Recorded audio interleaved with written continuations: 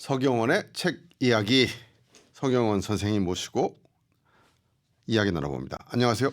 안녕하십니까. 네, 잘 지내셨죠? 오랜만에 뵙습니다. 네, 많이 더워졌어요, 그렇죠? 네. 우리가 지난번에 존 롤스의 정의론 네. 얘기를 했어요. 그래서 네네. 정의론 얘기하면서 저는 조금 저랑 안 맞다. 머리가 아프긴 했죠. 예. 그리고 조금 그러면서 정의론 책을 읽으면서 계속 들은 생각이 마이클 샌델의 정의란 무엇인가를 해야 되겠다는 생각을 계속 했었고 우리가 그 얘기를 하면서 다음에는 하셨죠. 마이클 샌델의 정의란 무엇인가 네네.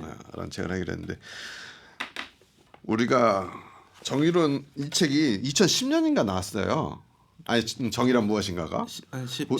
네. 내가 그 당시에 산 책이고 네. 나는 우리 선생님 거 보여줘요. 새로 나온 책. 네, 이번에 이제 혹시 몰라 두 번째 새로 산 책입니다. 예, 그렇죠. 예. 이만큼 이 책이 잘 팔리고 그때 그렇죠. 한때 대부분의 사람들이 많이 읽었던 책인데 그렇죠.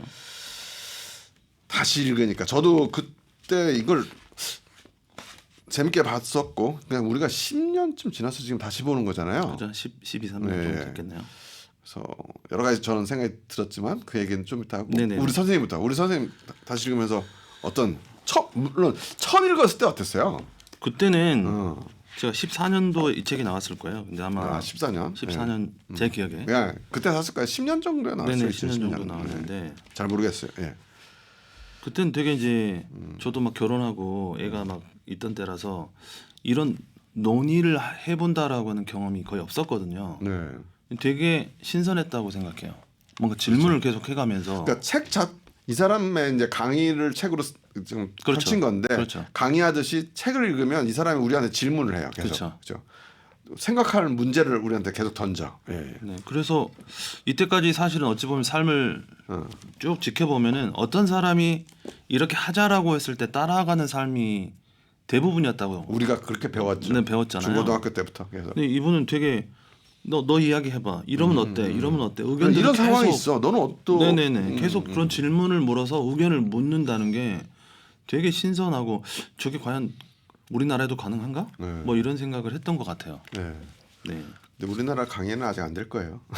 그래도 이제 많이 바뀌고 있고 많이 바뀌고 있고. 약간 소크라테스의 산파술을 네네네네. 같이 계속 질문하는 거죠. 제자들한테 질문하고 제자들이 스스로 길을 찾아가도록 만드는 그런 것 같긴 한데 결국 철학자죠, 그러니까. 근데 우리나라도 사실 이제 이런 교육법이 들어오기 시작한 게 한 네. 10여 년 전이긴 한데 저도 이제 배웠거든요. 네. 유대인의 하브루타라고 네. 질문하는 교육법이 이제 맞아요. 인기가 끌던 네. 시기인데 비슷합니다. 네, 그래요. 들어오던 시기하고요. 그래, 그때는 이 방식이 신선했다라는 게 한 10년 전 그 생각이라면 네, 이제 있죠. 우리가 상당히 우리 선생님도 저도 40대, 50대 돼가지고 세상 많이 겪고 나서 네. 다시 읽어보니까 네. 어떻습니까?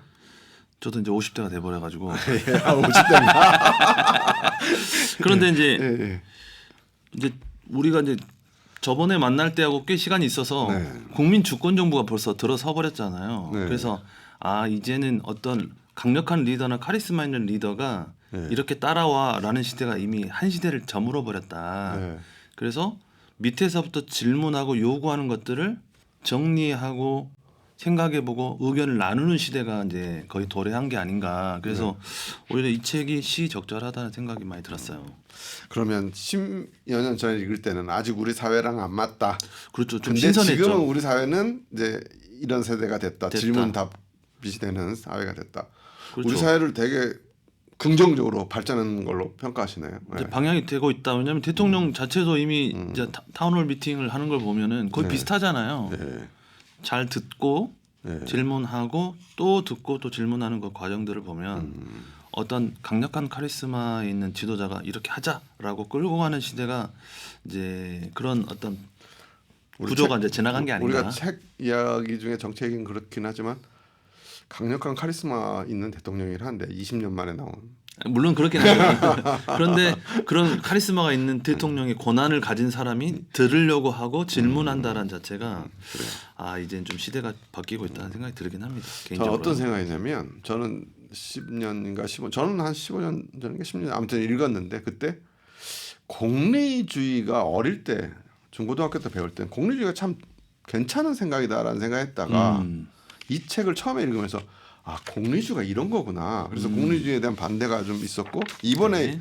읽으면서 아 자유지상주의도 아니고 뭔가 새로운 걸 이 사람은 고매한 어떤 인간의 경지에 대해서 얘기를 하는 게 있다라고 새로 좀 느껴서 이 책이 좀 새롭게 좀 다가온 것 같기도 하고. 네.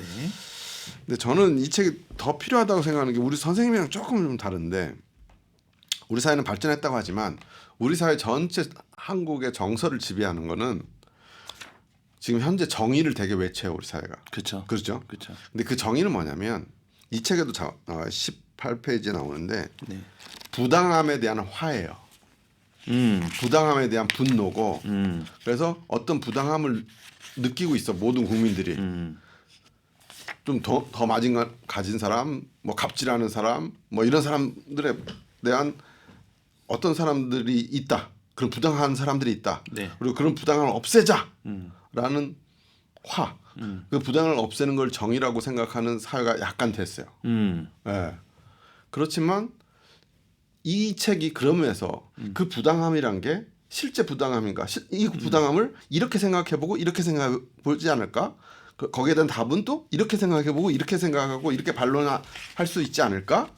라는 게 좀 더 우리의 현재 대한민국에 있는 어떤 정의를 추구하는 약간 제가 볼 때는 좀 단순해 보이는 그 시각을 넓힐 수 있다라는 차원에서 이 책이 우리한테 지금 뜻이 뭐 깊다. 저도 예. 비슷해요. 예, 예, 근데 예. 비슷한데 좀 설명을 좀 다른 각도에서 설명하면 예, 예. 이제 뭐 꼭 정치적이 아니어도 어떤 단체에서 둘 다 자기가 정의라고 말하거든요. 근데 이 책을 좀 더 생각하면 정의라고 하는 것을 온전하게 기준할 수 없다라고 말을 하고 있는 거거든요. 정의를 여러 부분에서 그래서- 이렇게도 정의라고 보는데 이런 그렇죠. 시각으로 보면 어때? 막 계속 그렇게 보죠. 쉽게 말하면 정의를 나누는 옳고 그름을 나누는 우리가 이제 옳고 그름을 나누고 싶어서 그걸 정의라고 표현한 건데 네. 공평이나 공정. 예.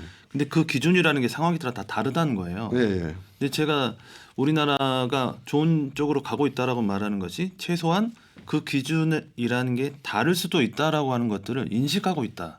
난 저는 이제 그렇게 생각을 하고 우리 있어요. 사회가 그렇게 인식하는 우리 선생님과 저의 이제 시각 차이일 수 있고, 그렇죠. 예. 그건 뭐 이 책의 주제는 아니니까. 네. 그럼 이 책은 정의를 네. 챕터가 총 10개 챕터예요. 그래서 그렇죠. 우리가 이틀 두 번에 걸쳐 끝내려는데 도저히 읽다 보니까 끝낼 수가 없을 것 같고 아무튼 길어질 것 같긴 한데 네. 일단 챕터 1이 정의에 대한 정의를 좀 하고 있는 거죠. 옳은 일 하기. 그렇죠. 여기를 좀 설명을 해 주시죠. 그러니까 원래 이제 챕터 1이라고 하는 게 이게 사실 어찌 보면 첫 번째 주제가 이 책을 쓴 원인이라고 해도 과언이 아닌 거죠. 예, 맞습니다. 정의라는 게 옳고 그름을 판단하는 문제일까라고 질문을 던졌는데 네.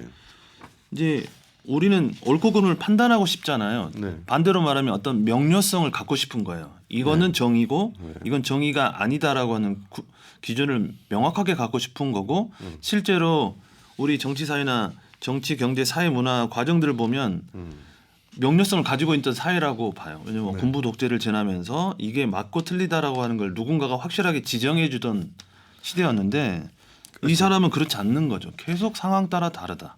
제가 그 얘기를 하고 싶은 거예요. 네. 우리 사회가 군부 독재를 지나면서 나쁜 게 확실했었어요. 그렇죠. 그런 사회를 지나갔고 그 사회가 지나서 우리 사회는 좀 발전되고 다양화된 사회가 됐는데 현재 우리는 다시 옛날에 군부 독재 시절처럼 정의와 이걸 너무 단순하게 보고 있다라고 나는 느끼는 거고 그렇죠, 우리 선생님은 그렇죠. 좀 더 발전했다고 느끼는 거고. 왜냐면은 예, 예. 이제 단순하게 보기도 하지만 이제 그 봉준호 감독 이야기를 잠깐 하면은 봉준호 감독이 영화가 약간 혁명적이거나 변혁적이라고 생각해서 질문을 하면 혁명의 대상이 사라진 시대라고 설명을 해요. 너무 복잡해서. 네, 예. 저도 이 책을 읽으면서 그렇게 생각했어요. 아, 지금은 우리가 어떤 혁신이나 옳고 그름의 대상이 불분명한 시대가 되어 버렸는데 미국은 이 강의를 한 적이 한 30년 됐으니까. 예. 이미 그 전에 이미 돼 있었죠. 그렇죠. 예, 예. 2000년대 초반이었을 거니까요. 그 불분명한 시대에서 정의를 묻는 것이 우리나라와 이제 맞는 거죠. 그렇죠. 그러니까 명확하게 옳고 그름을 구별할 수 없는 시대에 왔을 때 질문해야 된다라고 이 마이클 샌델은 말하는 그래서 거예요. 이 정의란 무엇인가가 지금 더 필요한 것 같긴 그렇죠. 해요. 예. 그렇죠. 그래서 여기 보면 이제 이 챕터 1에서 정의를 보는 세 가지 기준을 얘기해요. 그렇죠. 행복, 자유, 미덕, 그죠? 네네. 예. 그러니까 이제 설명을 해요. 제 행복은 책- 이제 공리주의 얘기고. 네, 제 예. 책에는 복지라고 돼 있긴 한데 예, 예. 뭐 비슷한 내용이죠. 예. 이제 행복은 이제 공리주의에 관련된 내용이 어떤 이제 예. 이익이나 어떤 내가 얻는 어떤 가치나 즐거움에 대해서 이야기를 하는 거고 쾌락에 대해서 이야기를 그러니까 하는 건데요. 모두가 행복한 최대의 행복을 구현하는 게 정의다라는 네. 쪽으로 보는 것에 어떤 정의의 한 기준이 행복이 있을 수 있다. 그렇죠. 예, 예. 공리주의가 최대 다수 최대 행복이라고 하는 것 가치를 내 걸었기 때문에 네. 그것이 정의를 구별하는 기준이다라고 말하는 이제 큰 틀이고 또 하나는 자유. 자유다. 네. 우리가 어떤 것을 선택할 수 있는 자유를 최대한 보장해 주는 것이 자유인 것 하고 정의다. 예. 또 반대로 말하면 그런 게 아니고 형평성을 누리고 공평을 누리는 순간을 만들어 주는 것이 정의다라고 말하는 두 이제 주장을 대립하는 것이 그렇죠. 그러니까 자유인 거죠. 행복에는 대립되는 주장이 없어요. 최대 다수 행복을 갖는 게 공리주의가 있고 그것이 정의다라고 보는 거고. 근데 그것이 정의냐라고 볼 때 자유라는 기준으로 보면 자유를 최대로 확대 개인의 자유가 최대로 확대된 사회가 올바른 정의로운 사회다라는 그렇죠. 측면과 그 자유가 아니라 모두가 공평하고 평등해지는 사회가 오히려 정의다라고 자유라는 기준에서는 그렇죠. 두 사회로 나눌 수 나눌 있다. 수 있게 되는 거고 이렇게 보는 거고. 또 하나는 이제 미덕이라는 게 미덕인데요. 있죠. 예, 예. 이제 약간 조금 여러 가지 이야기를 할 수 있는 것이 미덕이라고 봐요. 예, 예. 이 문화적인 보수를 미덕을 지켜가는 것인가 예, 예. 아니면 이제 도덕적 가치를 주장하는 것인가 네. 권리를 인정해 주는 것인가라고 하는 측면인데 현대 와서는 좀 미덕이 조금 더 복잡다단하게 이야기할 수 있을 거라고 봐요. 그래요. 사실 이제 이렇게 세 가지 기준으로 이제 마이클 샌델은 그렇죠. 정의를 생각해 보자. 행복이라는 차원에서 그럼 자유라는 차원에서 한번 보자. 네. 이 어떤 사건을 그다음에 미덕이라는 차원에서 한번 보자. 이렇게 다양하게 우리가 어떤 사건을 볼 수 있는 시각을 제시를 하는 거죠. 그렇죠. 그래서 이 책이 훌륭한 것 같은데 그래서 이 책을 보면 계속 그 질문을 우리가 초반부터 얘기했지만 마이클 샌델은 질문을 던진다 질문하는 했잖아요. 거죠. 그래서 1장부터 중요한 질문 두 가지를 던져요. 아, 그 사례를 얘기하면서 그렇죠. 당신은 어떻게 할 건가 누구가 옳은 것 같냐. 근데 사실 그 두 가지 사례가 책 뒤에도 계속 그렇죠. 인용되거든요. 그렇죠. 그러면 우리가 그걸 해봅시다. 우리 청취자랑 그 질문에 어떻게 우리 보시는 청취자들 시청자들도 생각을 해보게. 첫 번째 이야기가 있죠. 질문이 철도를 이탈한 기관차. 이게 사실은 예. 왜 이제 중요하게 우리나라에서 좀 중요하게 인식이 됐긴 했냐면은 교육기관에서나 혹은 학교에서 많이 이거를 다뤘다고 해요. 그래요. 우리 딸도 이 선생님이 이 질문을 한 걸 가지고 저한테 한번 물어본 적이 있어요. 이게 엄청나게 학교에서 유행한 에피소드예요. 그러니까 사례예요. 좀 철도- 시니컬하게 이야기를 하면요. 예. 이게 사실 실제에서 적용하기 어려운 극단적인 상황이긴 하잖아요. 아니 근데 극단적인 걸 해야 기억에 남으니까. 사고를 하게 되니까. 그렇죠. 그렇죠. 그래서 오히려 교육적인 측면에서 질문이다라는 건데요. 이게 철로를 이탈한 기차가 뭐냐면 간단하게 말하면 내가 선택할 수 있는 순간이 브레이크가 고장났기 때문에 내가 이대로 쭉 가면 5명이 죽고 그걸 좀 재밌게 좀 설명해봐요. 참 재미없게 얘기해. 철도가 있어요. 기차가 달리고 있습니다. 네, 이런 네. 식으로 좀 해. 아이, 선생님이 왜 이렇게 재미없게 얘기를 해. 제가 수학쌤이라 재미가 좀 없습니다. 근데 이제 이게 사실 좀 중요한 질문이잖아요. 하지 말고 설명을 하라니까 빨리. 네네네. 예. 철도가 있는데 만약에 내가 기차가 달리고 있어요. 내가 철도 기관사라고 생각하면 그대로 가면 5명이 죽을 수 있는 상황이에요. 선택의 여지가 좀 없고. 재밌게 내가 하는 거 봐요. 나는 철도 기관사예요. 그래서 철도를 지금 운전하고 있어. 근데 철로가 고장이 났어. 근데 저 끝에 이걸 브레이크가 들질 않아. 그런데 저 끝에 5명의 인부가 일하고 있어. 이대로 못 가면 저 5명이 죽어. 근데 내가 선로를 이쪽으로 바꿀 수 있어. 네. 이렇게 설명 좀 해봐요. 같은 내용이긴 한데 예, 그렇습니다. 예.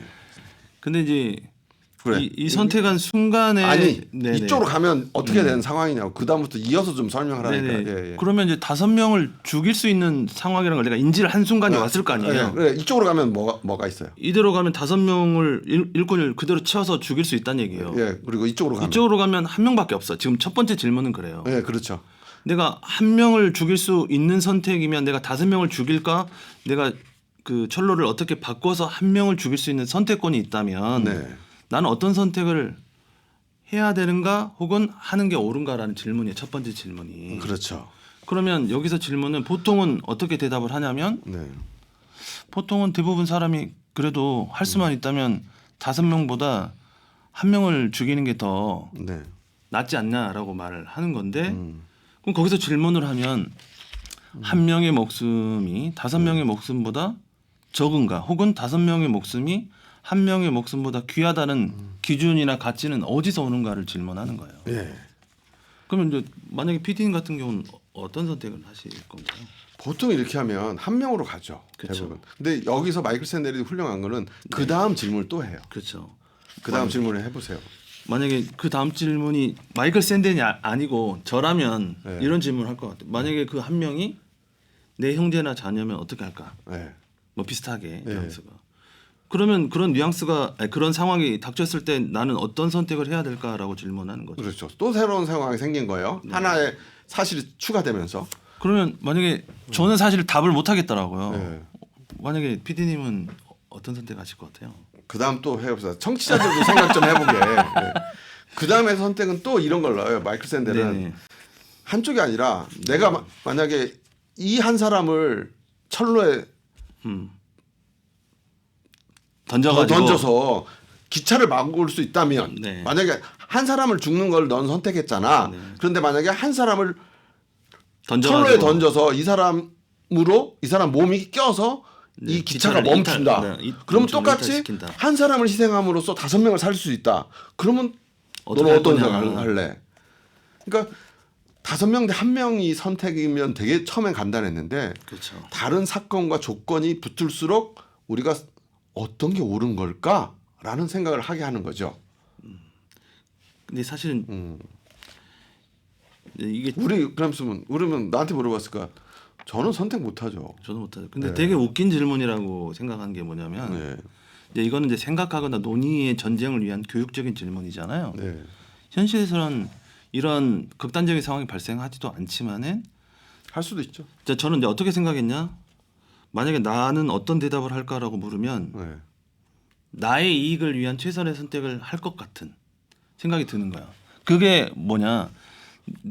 제가 좀 이기적이라고 생각을 아니, 했는데 그건 똑같아. 청취자도 똑같이 느끼고 그러죠, 나도 그러죠. 똑같아. 한 명 죽였을 때 내가 나한테 오는 게 더 적어. 그러니까 당연히 한 명 안으로 가는 그러죠. 거예요. 그거를 비난할 네. 수 있냐 물수 없고 저도 1명을 선택해서 5명을 살리는 일을 할 것 같아요. 근데 우리가 지금 정의란 무엇인가라는 책을 얘기하잖아요. 그러니까 내 선택이 아니고 내 현재 선택에 대해서 우리가 위로감을 주거나 그러려고 이 책을 얘기하는 게 아니고 계속 정의란 무엇인가를 생각하게 하려고 이 책을 얘기하고 있는 거예요. 그러니까 그런 섣부른 자기 자신을 신앙 고백하듯이 답변하면 안 되고. 예. 뭐 그거는 제 선택이니까요.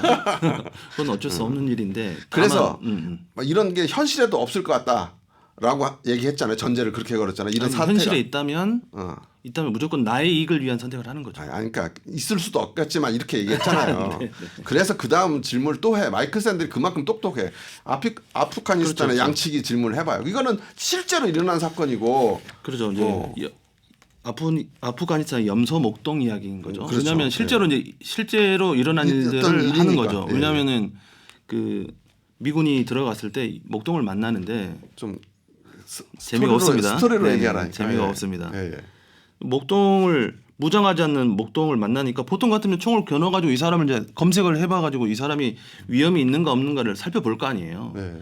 그러니까 옆에 내 밑에 부하들은 이거 없애야 된다, 죽여야 된다, 후환을 없애서 나중에 만약에 가능성이 하나라도 있다면 죽이는 게 맞다. 그렇죠. 지금 비밀 작전을 수행하고 있는데 그래. 양치는 목동들을 만난 거야. 우리를 본 거잖아요. 우리를 본 거야. 그러면 그러니까 죽이자.